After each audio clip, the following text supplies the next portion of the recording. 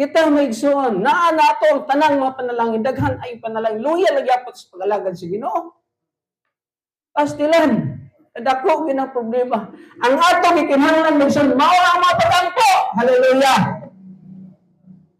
Glory to God.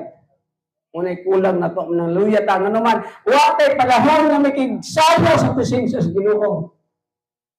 Mao na nga si David na ngayon ang akong luha puno sa mga akong mata puno sa mga luha adlaw ug gabi tungod sa presensya sa Dios. Kaya ang importante maigsoon sa ato pagampo, pagbasa sa pulong sa Ginoo.